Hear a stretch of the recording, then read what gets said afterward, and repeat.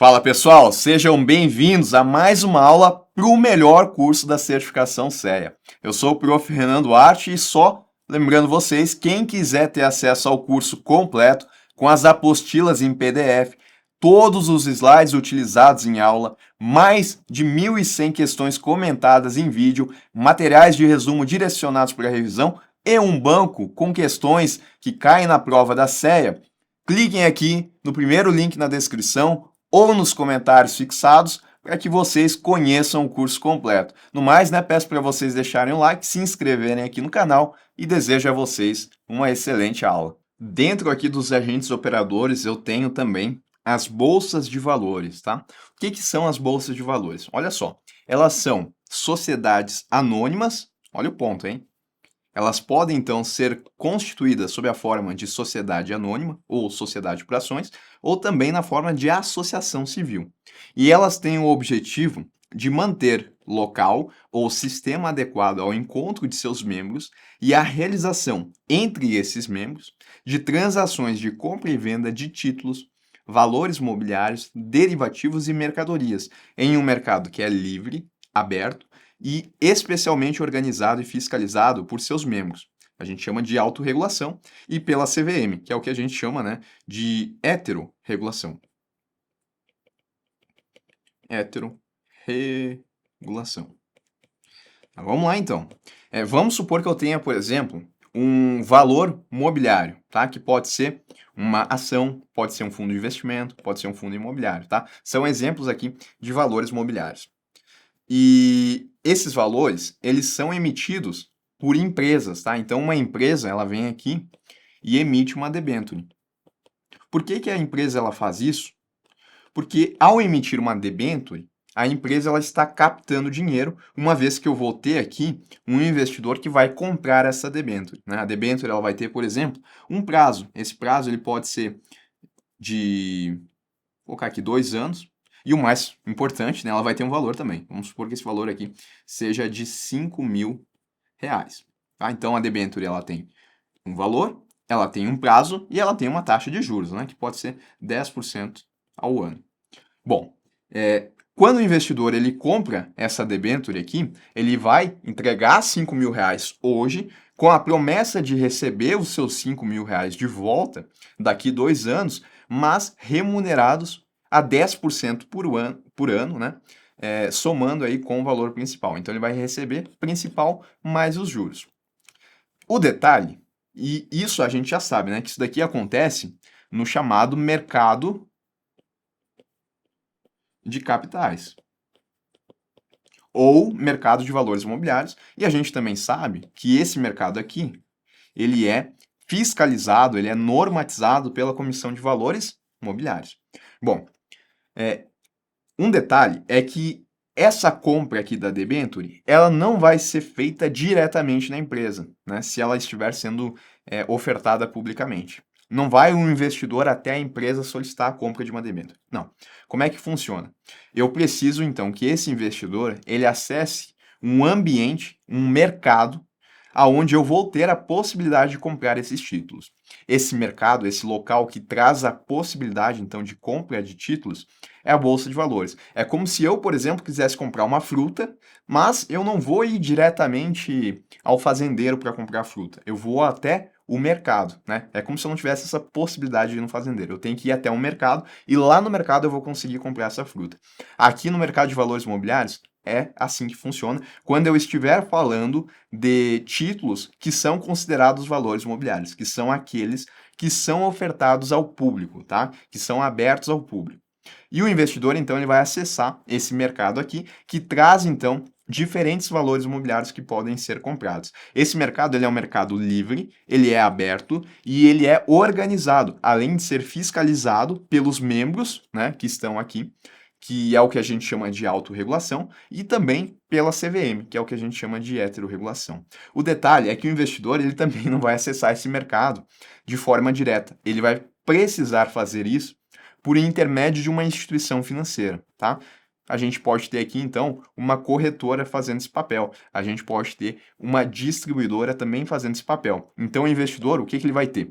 Esse investidor, ele vai ter uma conta em uma corretora. E aí ele vai acessar o ambiente de bolsa de valores utilizando a sua corretora. Ele vai acessar lá o home broker dele, daquela corretora, pelo celular. É uma possibilidade. E aí ele vai mandar a sua ordem de compra para a corretora e a corretora vai lá na bolsa de valores e compra essa ação. Tá certo? É assim que funciona. A bolsa de valores é esse ambiente digital aonde a gente tem diversos valores imobiliários. Mas para que o investidor ele consiga acessar esse mercado, ele precisa então de uma instituição financeira que vai fazer o intermédio. Olha aqui, uma bolsa de valores é o ambiente digital de negociação em que os investidores podem comprar e vender valores imobiliários. A bolsa de valores ela busca a chamada melhor formação de preço, em que as ofertas de compra e venda são divulgadas em tempo real. Ou seja, a bolsa ela se esforça para garantir que os preços dos ativos negociados reflitam de forma justa e transparente a oferta e demanda dos investidores no mercado, tá? Então, a ação que esse investidor ele vai comprar, ela vai ter um preço, né? Vamos supor que esse preço está nesse momento aqui a 3,09. Só que esse preço aqui ele fica mudando a toda hora, né? Porque ele é determinado pela oferta e demanda. O detalhe é que a bolsa de valores ela vai entregar esse preço aqui em tempo real, não vai deixar um delay. Dessa forma, quando o investidor ele for comprar, ele vai comprar sabendo exatamente o que ele pagou, exatamente o que estava sendo negociado naquele momento. Porque ele não vai comprar uma ação, né? Ele provavelmente vai comprar um lote. Talvez vai comprar 100 ações, 1.000 ações, 10.000 ações. E se ele achar que o preço está em 3,09 e esse preço ter oscilado para 13,30, né? Tô dando um exemplo extremo aqui só para a gente entender.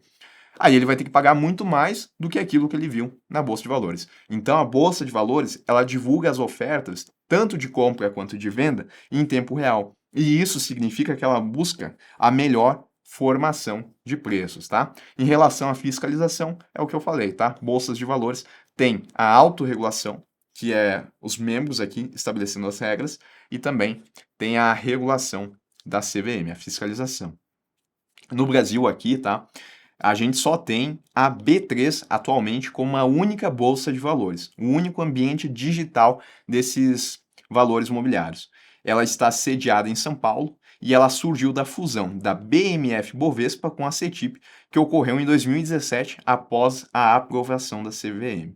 Tá? Quais são as funções, então, da B3? Porque a gente já sabe que ela é esse ambiente digital onde vai ser possível comprar diferentes títulos de valores imobiliários. Mas ela tem outras funções também, tá? Ela é uma entidade registradora de ativos. O que significa isso? Significa que a B3 ela faz o registro de ativos financeiros, que compreende o armazenamento de informações. Então, para cada ativo, a B3 como bolsa de valores, ela vai trazer o registro das informações daquele ativo, tá? Vai armazenar essas informações. Isso significa que ela está atuando como uma registradora de ativos ou ainda, né, como uma entidade registradora. Bom, ela é uma câmara de compensação e liquidação.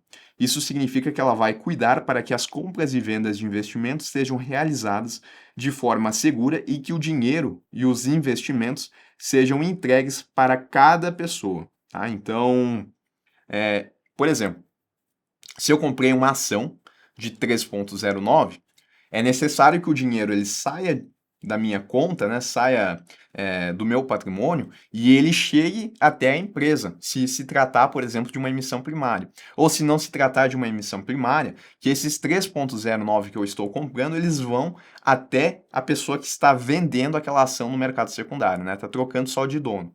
Depois, né, a gente aprofunda esses conhecimentos. Mas o detalhe é que o dinheiro que eu estou comprando, ele tem que ir para a pessoa que está vendendo essa ação.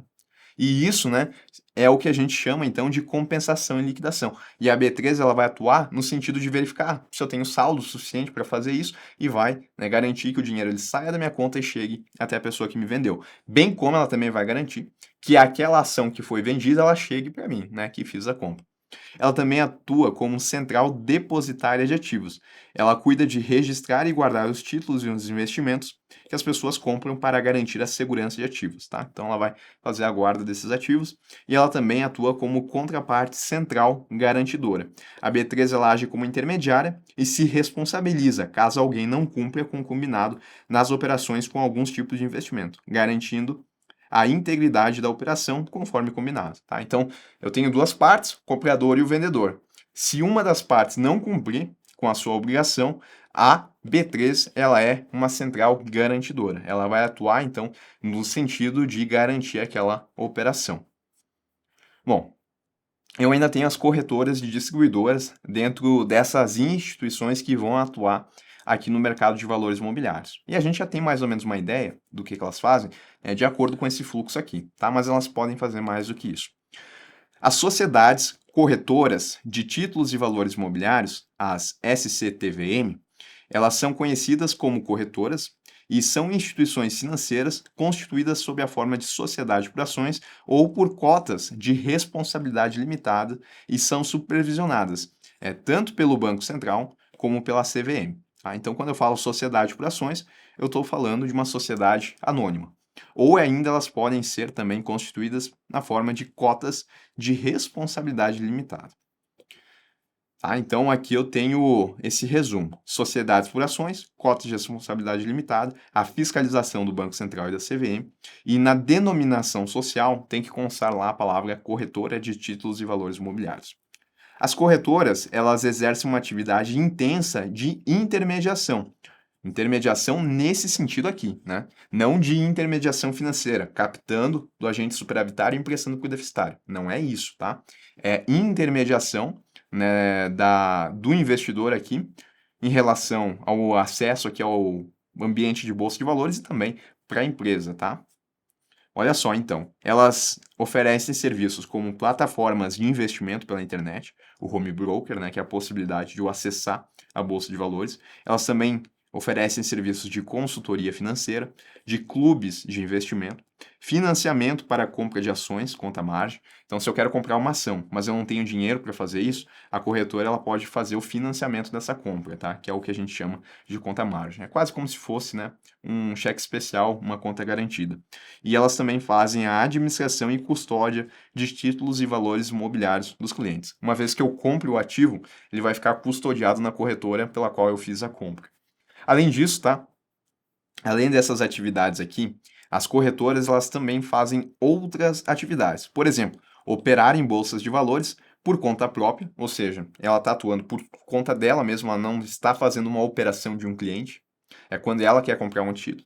Ou então por conta de terceiros, né? Por conta de seus clientes, que é exatamente aquilo que eu coloquei. O investidor manda a ordem e a corretora, por conta e pela ordem desse cliente, ela vai lá e faz uma compra de um ativo na bolsa de valores. Ela também vai fazer a subscrição de emissões de títulos e valores imobiliários no mercado, vai comprar e vender títulos e valores imobiliários também por conta própria e de terceiros, vai encarregar-se da administração de carteiras e da custódia de títulos, vai exercer funções de agente fiduciário, né, que é aquela função de custódia, de guardar o dinheiro e também de representar os seus investidores. Ela vai intermediar operações de câmbio. Eu destaquei aqui, tá? Porque geralmente questões gostam de falar que corretoras podem ou não, né, atuar com câmbio. E elas podem, tá? Elas podem sim. Corretoras de títulos e valores imobiliários, elas podem atuar com câmbio. Vai instituir, organizar e administrar fundos e clubes de investimento.